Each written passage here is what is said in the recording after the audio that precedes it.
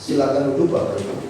Shalom. Puji Tuhan, pagi ini kita boleh diberi kesempatan oleh Tuhan untuk hidup, dan juga diberi kesempatan oleh Tuhan untuk menikmati persekutuan yang indah dalam panggilannya yang kudus, untuk kita boleh beribadah dan bersyukur karena pagi hari ini kita boleh kembali mendengarkan firman Tuhan yang adalah makanan bagi jiwa kita, yang menuntun kita untuk kita bisa melewati segala dinamika kehidupan, segala arus dunia yang keras, yang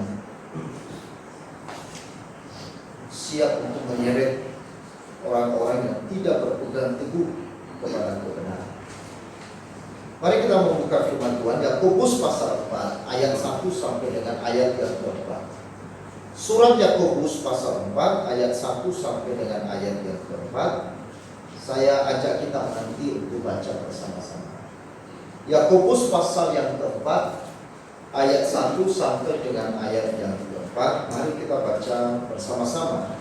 Bapak Ibu, demikian firman Tuhan. Dari manakah datangnya sengketa dan pertengkaran di antara kamu? Bukankah datangnya dari hawa nafsumu yang saling berjuang di dalam tubuhmu? Kamu mengingini sesuatu, tetapi kamu tidak memperolehnya. Lalu kamu membunuh, kamu iri hati, tetapi kamu tidak mencapai tujuan. Lalu kamu bertengkar dan kamu berkelahi. Kamu tidak memperoleh apa-apa karena kamu tidak berdoa. Atau kamu berdoa juga, tetapi kamu tidak menerima apa-apa karena kamu salah berdoa. Sebab yang kamu minta itu hendak kamu habiskan untuk memuaskan hawa nafsu. Hai kamu orang-orang yang tidak setia, tidakkah kamu tahu bahwa persahabatan dengan dunia adalah permusuhan dengan Allah? Jadi barang siapa hendak menjadi sahabat dunia, ia menjadikan dirinya musuh Allah. Amin. Berbahagialah kita saudara-saudara yang telah membaca firman Tuhan pagi hari ini, dan kita adalah orang yang lebih berbahagia yang mendengar dan melakukan firman Tuhan di dalam hidup kita setiap hari. Saudara-saudara, dalam bahasa Indonesia atau Kamus Bahasa Indonesia, persahabatan itu berasal dari kata sahabat. Sahabat itu berarti teman, ya, kawan karib atau teman yang amat dekat, itu namanya sahabat. Dalam nas firman Tuhan ini, Rasul Yakobus menegaskan bahwa persahabatan dengan dunia maka menjadikan kita menjadi musuh Allah. Lalu persahabatan dengan dunia seperti apa yang dimaksudkan oleh Yakobus, sehingga persahabatan dengan dunia itu kemudian menempatkan diri kita menjadi musuh Allah. Nah, saudara-saudara, persahabatan dengan dunia yang dimaksud di dalam bagian ini, saudara-saudara, yaitu keinginan daging, keinginan mata, dan keangkuhan hidup. Mari kita baca 1 Yohanes pasal 2 ayat 16. 1 Yohanes pasal 2 ayat yang ke-16. 1 Yohanes pasal 2 ayat 16 dikatakan, sebab semua yang ada di dalam dunia, yaitu keinginan daging dan keinginan mata serta keangkuhan hidup, bukanlah berasal dari Bapa, melainkan dari dunia. Jadi yang dimaksudkan persahabatan dengan dunia adalah persahabatan terhadap keinginan daging, persahabatan terhadap keinginan mata, persahabatan terhadap keangkuhan hidup. Nah, saudara, apa artinya persahabatan, ya, dalam keinginan daging. Keinginan daging sebenarnya adalah tidak hanya menunjuk kepada suatu gairah, hasrat atau keinginan, tetapi di sini lebih menekankan kepada cara bertindak yang berasal dari dorongan kebutuhan daging, yang tidak berdasarkan kepada pertimbangan firman Allah. Saya ulangi, keinginan daging ini bukan hanya sebuah gairah, bukan hanya sebuah kehasrat atau keinginan semata, tetapi keinginan daging ini adalah sebuah tata cara kehidupan yang bertindak, yang berasal dari dorongan akan kebutuhan daging, yang tidak berdasarkan kepada pertimbangan Allah. Nah, ini yang dimaksudkan dengan keinginan daging. Dan kemudian Rasul Paulus lebih tegas lagi di dalam Galatia, dia menjelaskan mengenai perbuatan atau tindakan-tindakan keinginan daging itu seperti apa. Ada percabulan, ada penyembahan berhala, ada sihir dan seterusnya. Ini mengenai jenis apa? Jenis daripada tindakan-tindakan atau perbuatan keinginan daging. Yang kedua, saudara-saudara, keinginan mata. Artinya cara melihat segala sesuatu yang mendatangkan keinginan yang bisa menjadi pintu masuk bagi dosa untuk mencengkeram dan menjerumuskan kita. Ini yang dimaksudkan dengan keinginan mata. Cara melihat segala sesuatu yang mendatangkan keinginan yang bisa menjadi pintu masuk bagi dosa untuk mencengkeram dan menjerumuskan seseorang. Makanya ada pepatah, mata adalah jendela, hati yang menyimpan 1000 hati. Mata adalah jendela, hati yang menyimpan 1000 cerita. Selanjutnya ada juga pepatah, dari mata turun ke hati. Ini menunjukkan betapa mata punya koneksi yang begitu kuat dengan hati yang menyimpan keinginan dan hasrat. Lalu kemudian yang ketiga, persahabatan dengan dunia. Dunia yang dimaksudkan di sini adalah keangkuhan hidup. Keangkuhan hidup artinya bisa diartikan angkuh atau sombong. Jadi keangkuhan hidup ini adalah tata cara hidup atau ekspresi pernyataan yang disampaikan secara tidak langsung akan kepuasan secara materi dengan harta dunia yang menggeser akan hal yang lain.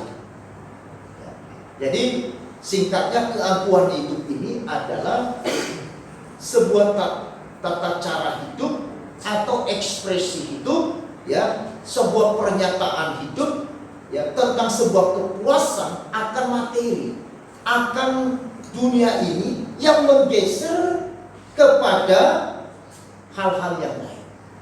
Nah, karena itulah Rasul Yakobus mengatakan bahwa persahabatan dengan dunia yang dimasukkan tadi adalah keinginan daging, keinginan mata, dan keangkuhan hidup ini. Ini adalah permusuhan dengan Allah. Saudara, dia tidak hanya mengatakan hal-hal ini tidak menyenangkan hati Tuhan. Dia juga tidak berkata bahwa hal-hal itu tidak baik di mata Tuhan. Tapi Yakobus lebih tajam, lebih tegas, dia mengatakan terhadap semuanya itu, ini menjadikan kita menjadi musuh Allah. Nah, saudara-saudara, kalau kita menjadi musuh Allah, kira-kira siapa yang menang? Yang pertama, apa mungkin manusia bisa menang melawan Tuhan?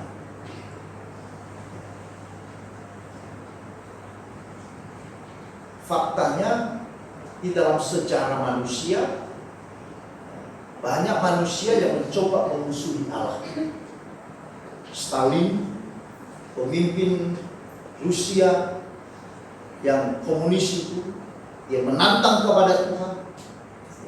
Dia katakan, di mana Tuhan? Tidak ada Tuhan. Lalu kemudian dia mencoba mengancungkan tinjunya ke langit. Dan seketika saudara Stalin mati di sana. Begitu banyak cerita lain yang mencoba memposisikan dirinya sebagai musuh Allah, sebagai orang yang menentang kepada Allah. Membuat kapal Titanic.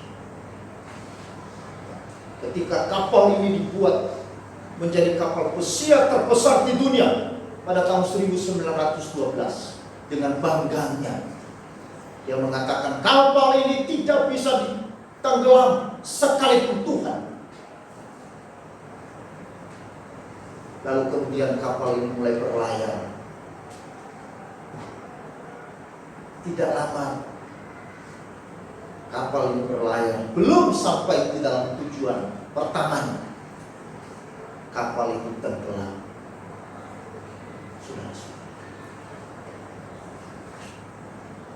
Seorang artis terkenal di Amerika, bintang film Hollywood, dia pernah berkata, Tuhan itu tidak ada, Yesus itu tidak ada, dan Yesus itu tidak ada artinya bagi saya. Dan apa yang terjadi, saudara? Artis itu meninggal karena gila. Jadi saudara-saudara, tidak mungkin kita bisa berhadapan dengan pencipta. Tidak mungkin ciptaan bisa menang terhadap pencipta. Manusia kita ini ciptaan. Maka manusia tidak boleh sekali-kali mengangkat dirinya sederajat dengan pencipta. Maka itu sebenarnya ketika Adam dan Hawa digodai oleh setan, maka saudara-saudara, setan berbicara apa kepada Adam dan Hawa? Sehingga bujukan daripada setan kemudian membawa Adam dan Hawa terseret kepada keinginan dagingnya, kepada keinginan hati, dan keangkuhan hidupnya. Dia terbuai dengan kata-kata dari setan yang mengatakan, kalau engkau makan buah itu, engkau akan sama seperti Allah. Hawa berkata, ulangi, engkau akan sama seperti Allah. Memang di dalam Alkitab simpel ditulis, tetapi saya yakin saudara, ada dialog antara setan dengan siapa? Dengan Hawa. Dan kita melihat nanti di bawahnya, saudara-saudara. Tapi Tuhan mengatakan kami tidak boleh makan buah ini. Lalu kemudian dilanjutkan oleh setan. Ya karena mungkin Tuhan tahu, atau mungkin bahasanya sekarang saya pakai begini, Tuhan itu mengalabuimu. Karena kalau kamu makan, nanti kamu akan seperti dia. Dia kehilangan otoritas. Makanya Tuhan tidak mau dan melarang kamu. Lalu kemudian Hawa dan Adam dia berpikir, ini masuk akal juga. Kenapa Tuhan larang kita makan buah pohon yang ada di dalam taman ini? Benar juga, karena Tuhan tidak mau disaingi. Dia tidak ingin kehilangan otoritas. Karena kalau kita makan, mungkin kita akan menjadi sama dengan dia sehingga dia kehilangan kekuasaannya. Dan akhirnya mereka memutuskan memakan buah itu. Saudara-saudara, itu sebabnya kekacauan terjadi di dalam dunia, dalam hidup manusia. Ketika posisi manusia tidak lagi pada posisi yang ditempatkan Tuhan. Saudara-saudara, saya pernah katakan, posisi manusia itu ada di bawah Allah. Allah, Tuhan, kemudian manusia, dan di bawahnya adalah makhluk yang lain. Manusia itu ada di tengah-tengah. Di atasnya ada Tuhan, di bawahnya ada ciptaan yang lain. Saudara, manusia kalau dia naik ke atas, maka dia akan menjadi manusia yang tidak lagi memperdulikan Allah. Kalau dia naik ke atas, maka manusia akan bertindak seolah-olah dia seperti Tuhan. Kalau dia naik ke atas, maka dia akan berperilaku sebagai seorang manusia yang seolah-olah bahwa tidak ada lagi yang lebih berkuasa, yang lebih hebat daripada dia. Sama juga, kalau manusia dia di bawah ciptaan yang lain, maka dia juga akan berperilaku lebih buruk daripada makhluk yang lain. Makanya saudara-saudara, sering kali orang mengatakan perbuatannya kayak anjing, perbuatannya kayak babi, perbuatannya kayak kodok. Kenapa? Karena manusia tidak ada di bawah ciptaan yang lain. Dia menempatkan dirinya ada di bawah ciptaan yang lain, sehingga dia berperilaku lebih buruk daripada binatang. Kok teganya? Ini masalah. Makanya saudara, ordo ini tidak boleh digeser oleh manusia. Posisi kita ada di bawah terhadap ciptaan yang lain, saudara. Allah mengatakan kamu adalah mandataris. Makanya saudara-saudara, segala sesuatu itu tidak boleh ada di atas manusia. Sesuatu yang bersifat materi tidak boleh ada di atas manusia. Kalau uang ada di atas saudara, maka yang jadi Tuhan saudara adalah uang. Berarti manusia lebih buruk daripada uang, lebih kurang bernilai daripada uang. Tidak bisa. Tuhan yang memberikan kita mandat untuk berusaha, untuk menguasai alam semesta. Tuhan yang memberikan kepada manusia sebuah tugas untuk mengelola dunia ini. Makanya di dalam kitab suci Yesus mengatakan apa? Hendaklah engkau menjadi garam dunia. Artinya bahwa kita hidup menggarami dunia, bukan sebaliknya dunia menggarami kita. Nah, kalau dunia yang menggarami kita, ini berarti posisi hidup kita itu sudah tergeser dari posisi yang sebelumnya. Nah, ketika posisi ini bergeser, disitulah hidup yang kacau balau. Tatanan hidupnya sudah nggak beres, sudah nggak benar.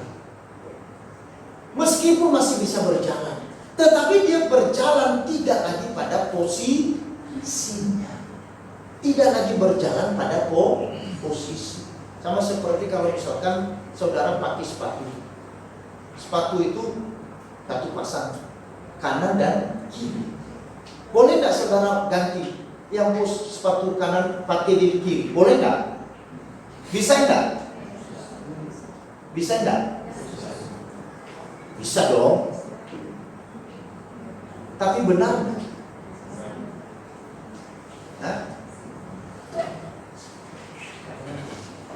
Posisi kanan taruh di kiri, posisi kiri taruh di kanan. Bisa pakai, tetapi tidak normal, tidak pada tempatnya, tidak pada posisinya. Artinya apa? Aneh. Makanya banyak manusia yang aneh-aneh. Kenapa manusia aneh-aneh? Karena tidak lagi hidup pada posisinya. Ya kan? Sekarang saudara-saudara, dunia dilanda dengan sebuah isu besar LGBT. Ya kan? Sekarang gereja-gereja sekarang berperang dengan LGBT. Gereja-gereja sekarang berhadapan dengan hal ini. Kenapa? Di dunia barat, di Eropa, di Amerika, ini bukan lagi sesuatu yang tidak baik. Tapi dianggap ini biasa, lumrah. Bahkan diberkati, laki-laki mau menikah dengan laki-laki is okay. Diberkati. Wanita dengan wanita boleh. Ini artinya manusia sedang melawan Allah. Manusia sedang mau bermusuhan dengan Allah. Kenapa? Kok Tuhan atur-atur? Terserah gue dong. Ya kan? Padahal waktu Tuhan menciptakan, Dia menciptakan satu laki-laki, satu perempuan. Satu laki-laki, satu perempuan diciptakan. Maka pernikahan juga adalah pernikahan antara laki-laki dan perempuan. Tidak ada di dalam kitab suci laki-laki dengan laki-laki. Tidak ada. Makanya orang Kristen juga tidak mengenal namanya poligami. Satu laki-laki, 10 perempuan. Atau satu perempuan, 10 laki-laki. Tidak ada. Lalu kenapa kok bisa, Pak? Buktinya Salomo bisa 1000 istri. Itu karena Salomo berlawan kepada Allah. Tapi kenapa ada nabi yang bisa punya istri 9? Itu bukan hukum Allah, tetapi hukum kedagingan manusia yang mencoba berontak kepada Allah. Lalu kemudian berdalih, asalkan adil. Ya toh? Boleh punya istri banyak? Boleh, asalkan adil. Adil nggak? Nggak mungkin. Dulu pernah ada seorang tokoh yang beberapa tahun yang lalu, ya, lalu kemudian poligami. Ditanya, Pak, kenapa poligami? Ya boleh dong. Yang penting saya bisa berlaku adil kepada istri pertama dan istri yang kedua. Nah, adil seperti apa? Dia kan cintanya 100%. Ya kan? Nah, kalau 2 itu berarti dibagi 2. 50%, 50%. Nah, itu sudah adil enggak? Tidak, saudara. Kenapa? Karena dia hanya 50% mencintai istri pertama, 50% dia mencintai istri kedua. Tidak mungkin dia bisa mencintai 100% si A, 100% si B. Tidak bisa, karena dia hanya punya berapa? 100%. Tidak mungkin. Dan akhirnya setelah 2 tahun, 3 tahun kita dengar, saudara, kemudian istri pertama nuntut untuk dicerai. Kenapa? Karena nggak bisa.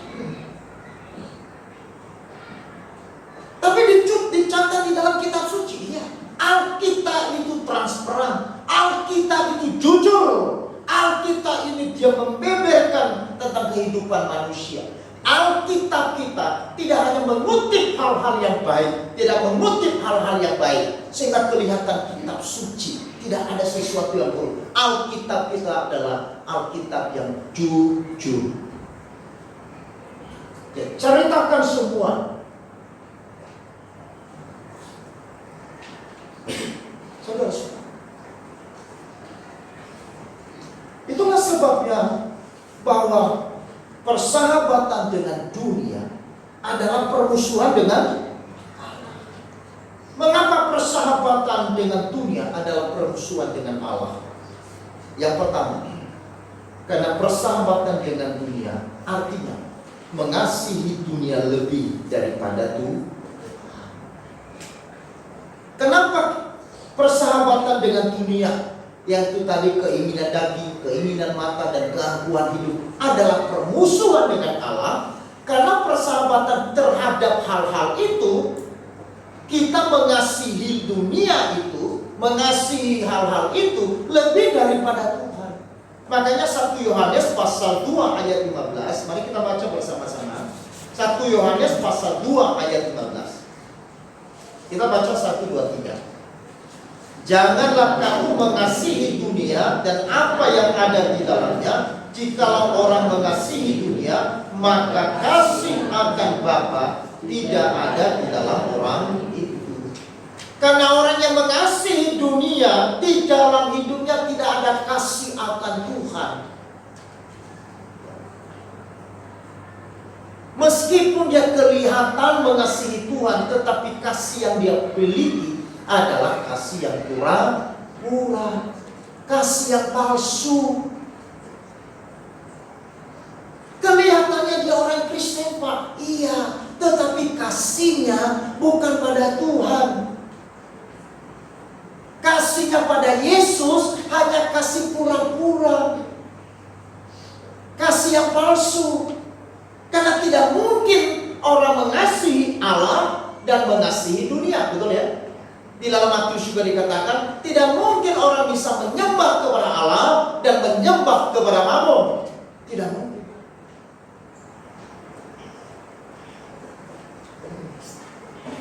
Nah, itu sebabnya saudara, persahabatan dengan dunia ini adalah permusuhan dengan Allah.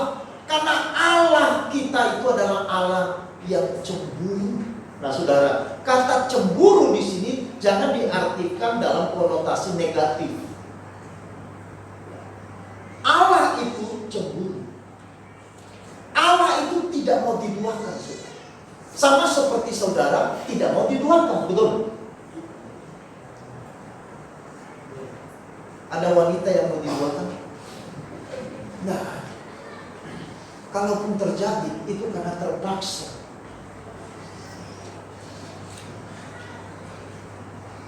Ya, nah, ada laki-laki yang mau diduakan? Enggak ada pula. Ya. Marah dia. Ya, marah. Dia tidak bisa terima. Karena dia ingin utuh.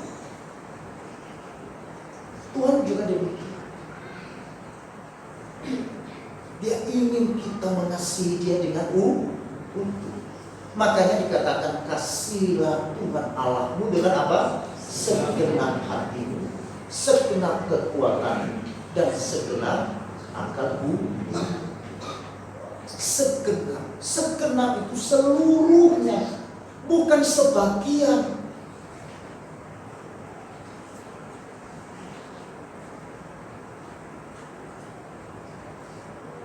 Saudara, itu yang pertama. Yang kedua, mengapa persahabatan dengan dunia ini adalah permusuhan dengan Allah? Karena persahabatan dengan dunia adalah mengasihi dunia dengan hawa nafsu. Karena mengasihi dunia dengan hawa nafsu. Ketika seseorang mengasihi dunia dengan hawa nafsu, maka kita cenderung menghalalkan segala cara untuk mendapatkan.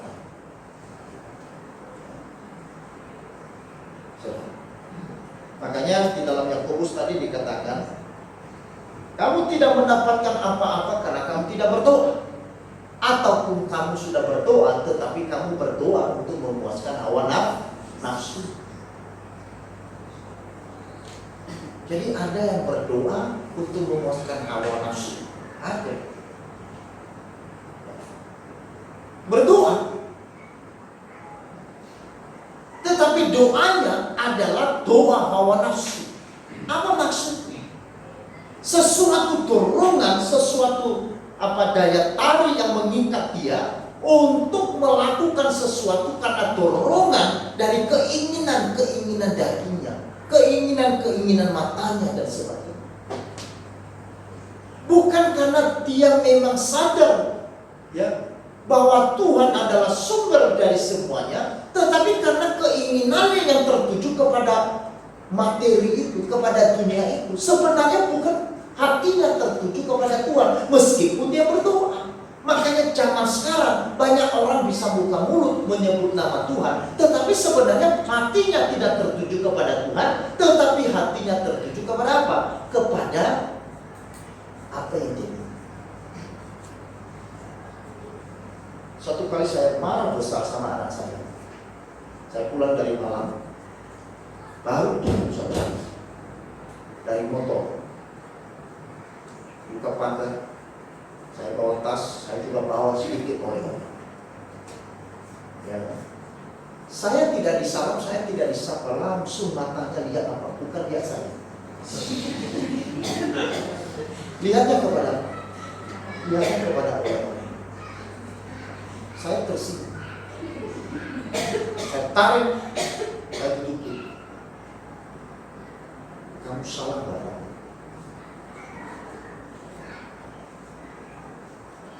Saya bawa oleh-oleh untuk kamu, betul. Tetapi Bapak lebih berarti daripada oleh-oleh.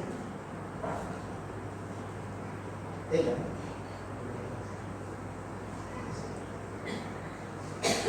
Waktu saya pulang bulan Mei ke Nias, saya bilang sama ibu saya, "Ma, saya nggak bawa sesuatu untuk Mama. Mama saya pegang tangan saya. Nah, saya tidak butuh apa-apa dari. Saya hanya butuh ini. Saya bertemu dengan kamu itu sudah bagi saya penting sekali." Banyak orang bukan tertuju hatinya kepada Yesus, bukan karena mereka mencintai Yesusnya, tetapi karena mencintai apa yang ada di dalam Yesus. Seperti yang saya pernah sampaikan satu ilustrasi, di mana seorang raja menyampaikan kepada seluruh pegawai istananya, boleh mengambil segala sesuatu yang ada di dalam istana, boleh diambil. Lalu kemudian besoknya mereka kumpul, ya, dan kemudian ada yang ambil kursi raja, ada yang ambil baju raja, ada yang ambil motor raja, ada yang ambil tempat tidur raja, dan sebagian mereka bawa keluar jadi milik mereka. Tapi ada satu karyawan istana yang tidak beranjak dari tempat tidur. Setelah semua kawan-kawannya pergi dengan lelahnya mengangkat meja raja, mengangkat kursi raja dan sebagainya, mereka dengan senang hati pulang ke rumah mereka, membawa barang-barang yang punya raja. Tapi karyawan ini dia tetap diam dan terus dia memandang kepada raja. Raja dia katakan, "Loh, kenapa kamu mau diam? Teman-temanmu semua sudah mengambil apa yang ada di dalam istana ini. Mengapa kamu tidak mau mengambil sesuatu?" Lalu karyawan ini berkata, "Raja, izinkan saya bisa menyampaikan satu pertanyaan untuk Raja jawab." "Silakan, apa yang kamu tanyakan?" Karyawan ini mengatakan, "Apakah betul Bapak Raja, saya boleh mengambil segala sesuatu yang ada di dalam istana ini?" Lalu Raja mengatakan, "Betul, kamu boleh mengambil segala sesuatu di dalam istana ini." Lalu tanpa tanya lagi, karyawan ini dia beranjak dari tempat tidurnya, dan kemudian dia menghampiri raja, dan kemudian dia peluk raja, dan kemudian dia mengangkat raja keluar, dan raja mengatakan, "Apa-apaan ini?" Kemudian ada para security juga melihat, "Loh, kenapa ini? Mengapa kamu mengangkat raja?" Dia mengatakan, "Bagi saya yang penting adalah memiliki rajanya, berarti memiliki segala sesuatu yang dipunyai raja." Betul? Betul nggak? Artinya saudara-saudara, memiliki Tuhan, memiliki semua yang dimiliki oleh Tuhan. Itu sebabnya Tuhan tidak mau manusia, tidak ingin kita hanya terpusat kepada dunia.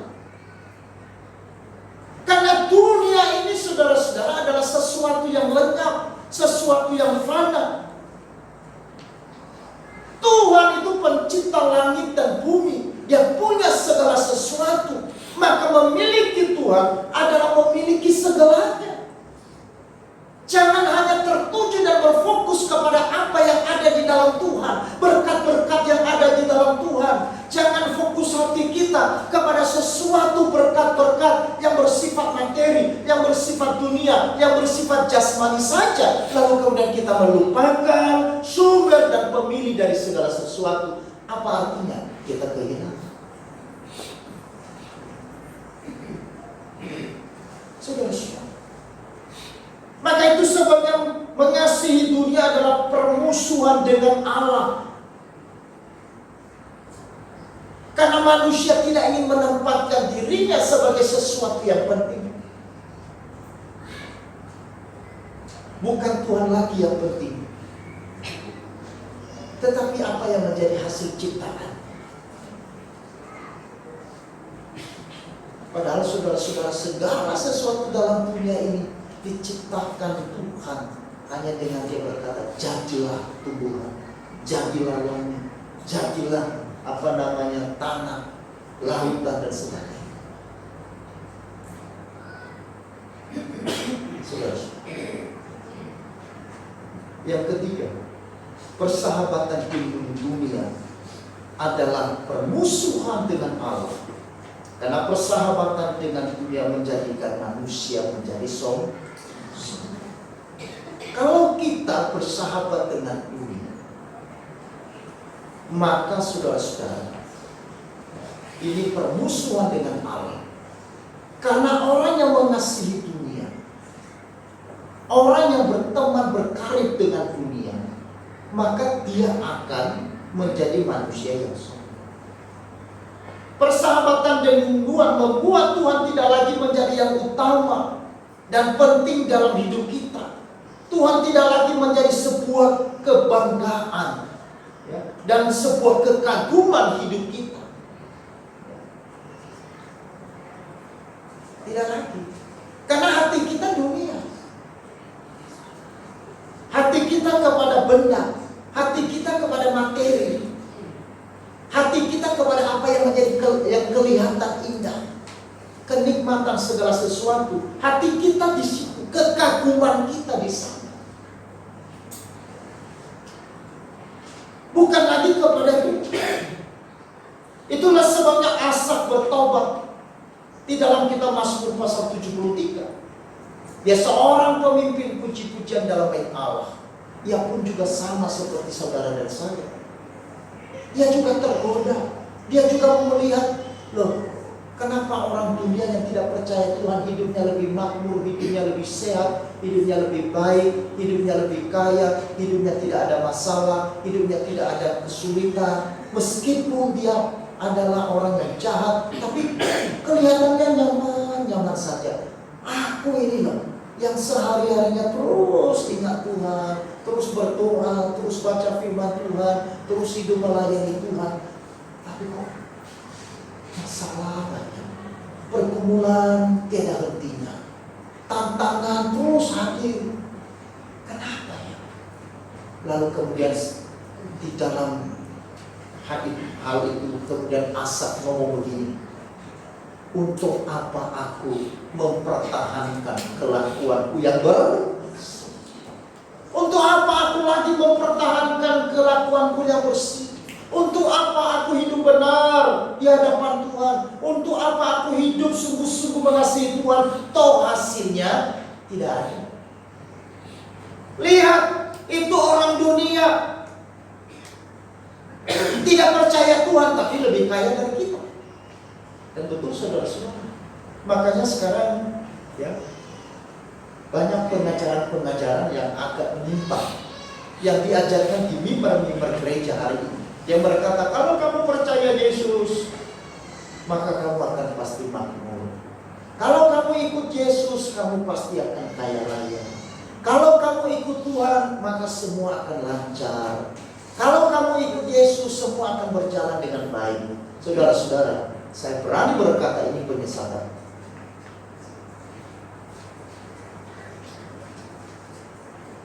Tuhan tidak menjanjikan itu.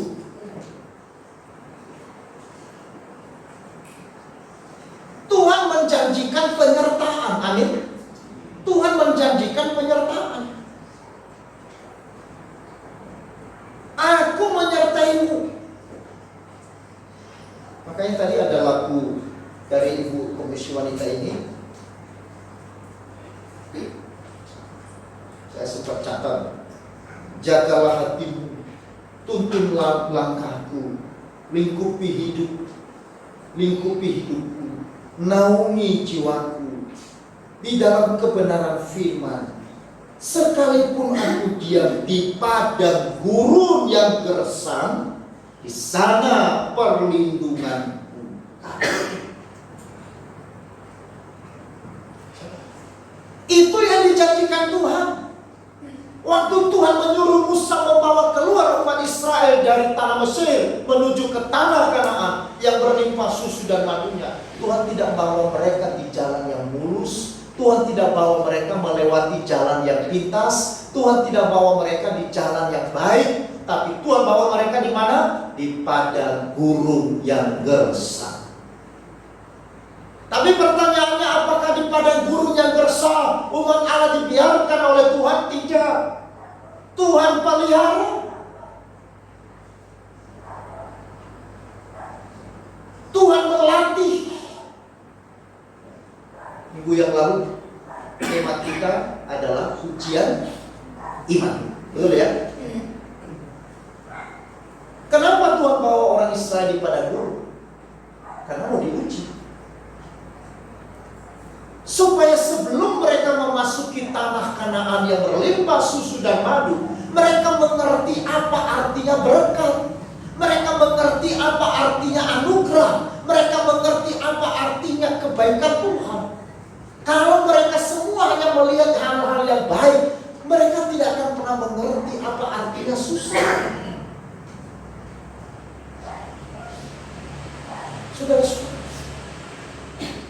itu sebabnya Tuhan bawa mereka melewati padang gurun yang gersang selama 40 tahun, dilatih, diuji oleh Tuhan dengan luar biasa. Padahal yang menyuruh keluar dari Mesir siapa?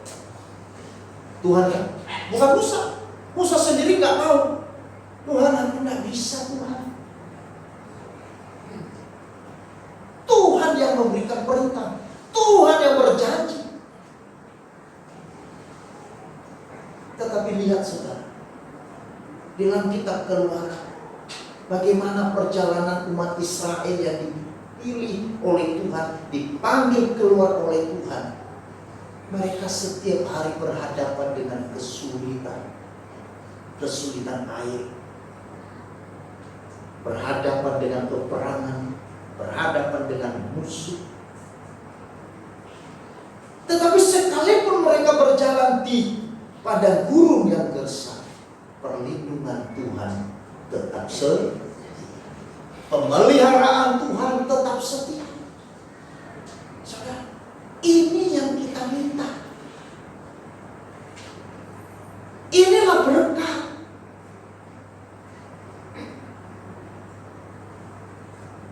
Kekuatan di hidupku. Bagaimana saudara tahu kekuatan di hidup saudara? Sekarang saya mau tanya, tahunya Bapak Ibu Saudara kuat dari mana? Saya kuat lari, saya kuat angkat besi. Tahunya dari mana? Kata orang Pak Owi kuat lari. Tahunya dari mana? Hah? Tidak tahu. Tahunya dari mana? Karena saudara ikut lomba lari, ya kan?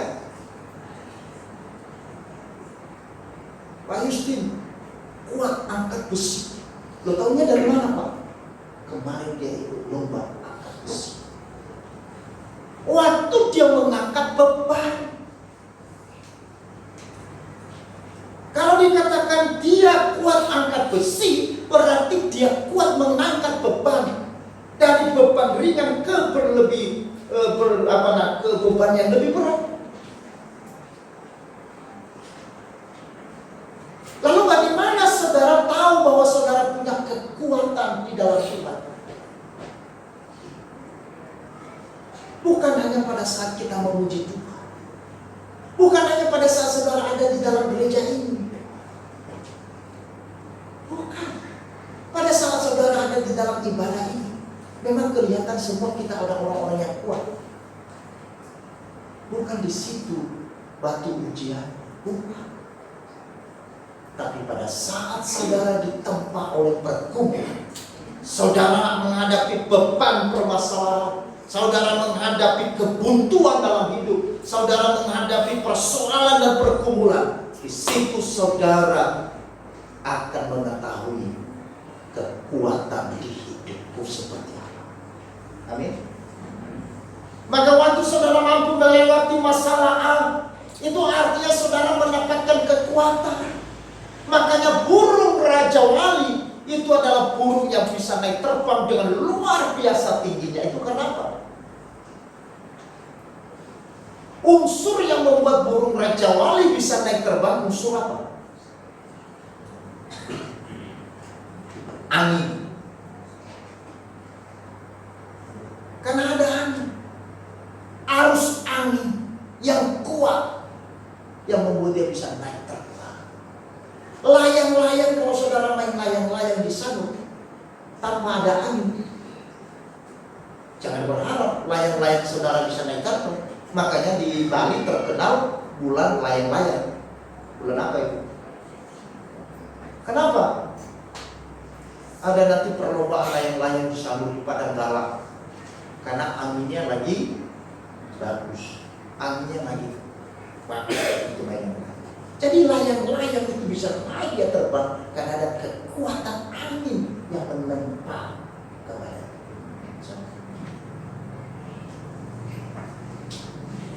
Maka waktu saudara dan saya menghadapi masalah, jangan simpulkan dulu bahwa Tuhan tidak baik.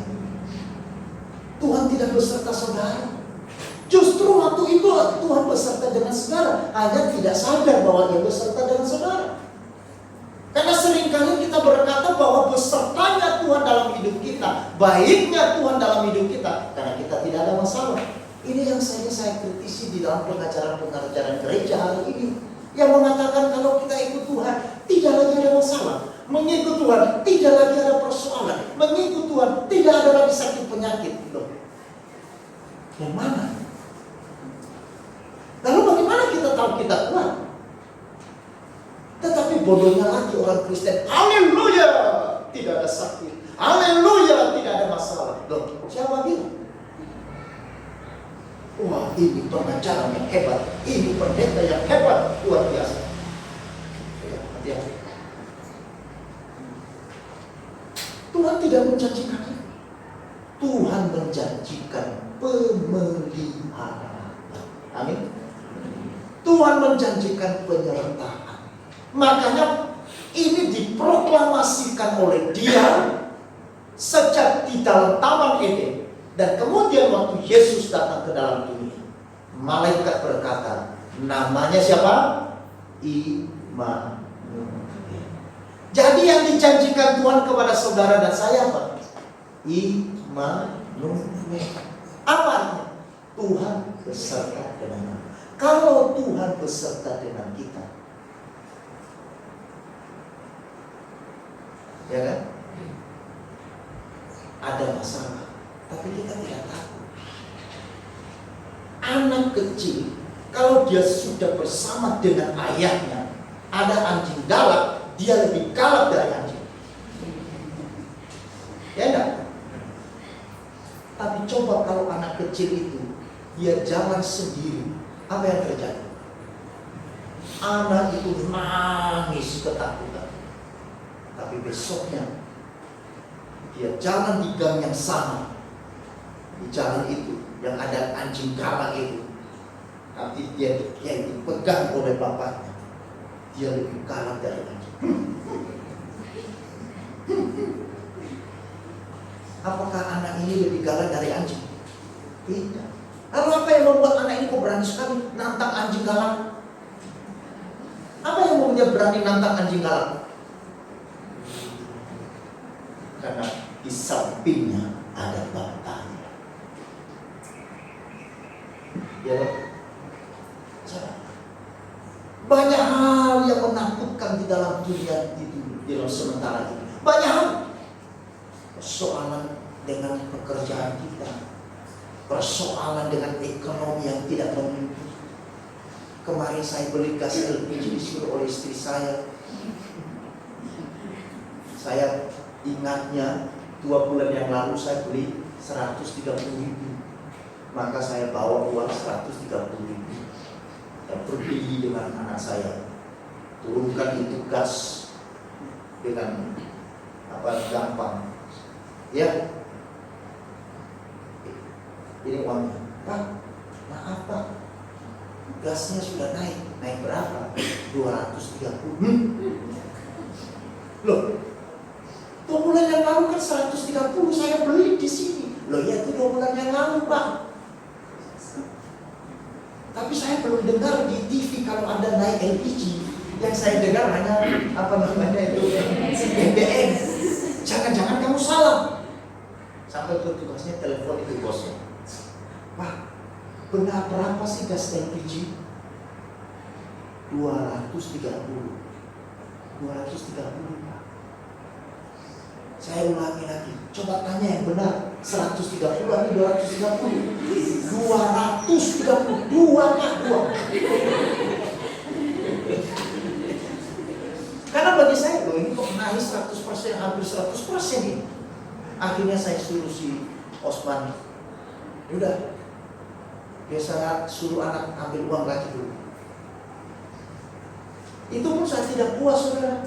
Sampai di rumah saya suruh Pak Arman, coba cek dulu harga LPG sekarang.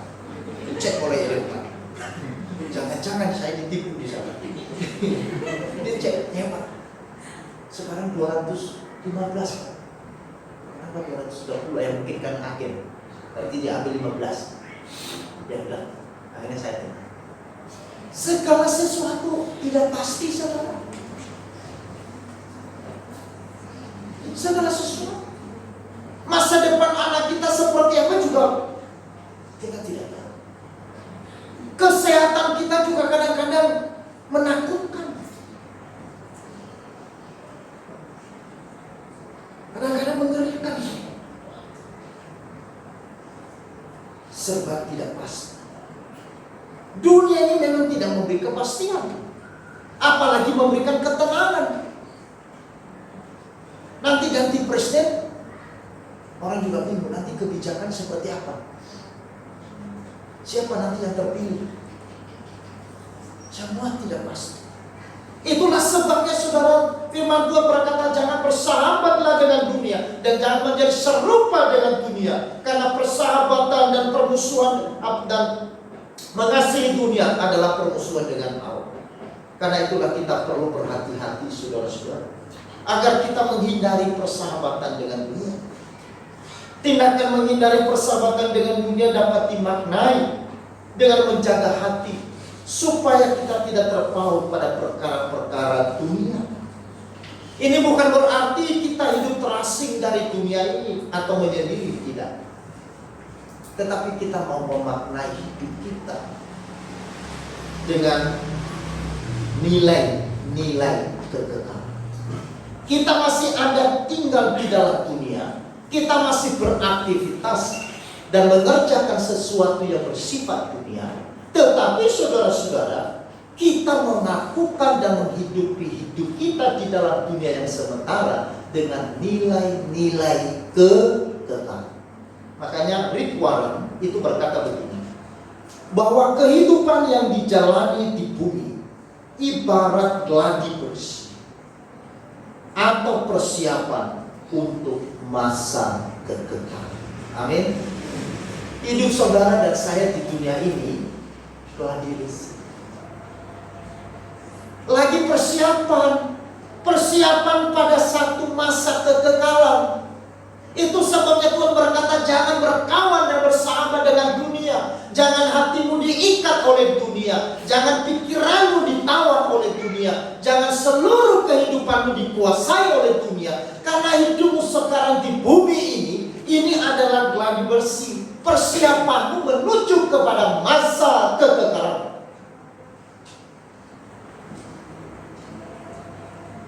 Abang saya hari Jumat kemarin masuk rumah ICU karena jantung. Saya telepon, yang dia bisa. Lalu saya telepon lagi setelah itu. Lalu saya katakan kepada dia, Bang, siapkan hati apapun yang terjadi. nafas bisa berhenti kapan saja, betul? Karena dia jantung.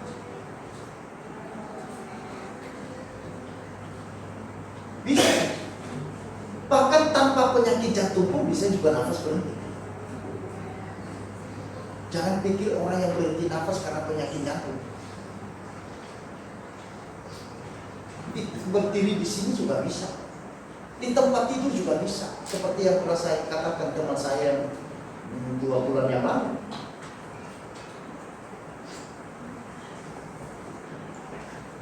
Tidak bangun, padahal dia mau pergi melayat mengantar jenazah saudaranya juga ke Mubur di Nusa Dua. Temannya sudah jemput di depan rumah, kelesok-kelesok, istrinya keluar. Ya tunggu ya, saya bangunkan bapak dulu. Istrinya masuk kamar. Pak, kita sudah dijemput.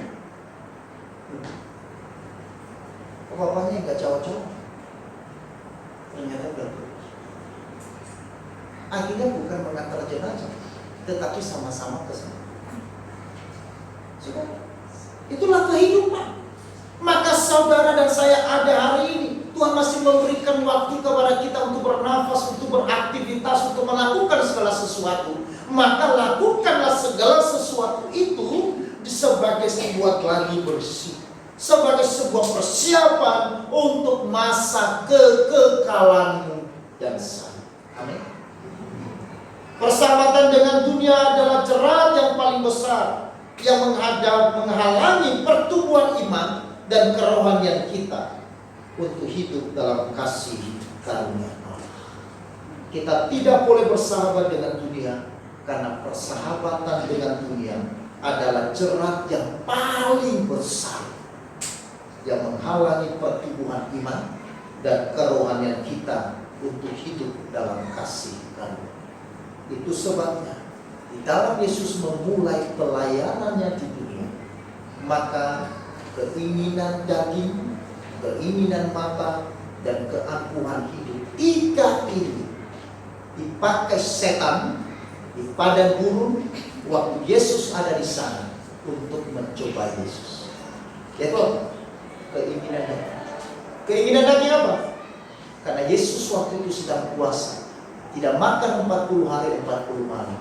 Setan datang, jikalau engkau jadikanlah batu ini menjadi roti.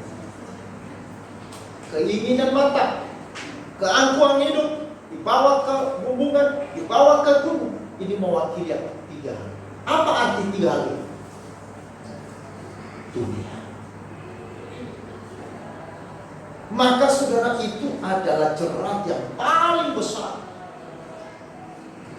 Iblis berkata, jikalau apapun yang kamu lihat itu, pandang seluruhnya, dan kalau engkau sujud kepadaku, aku akan memberikan itu kepadamu.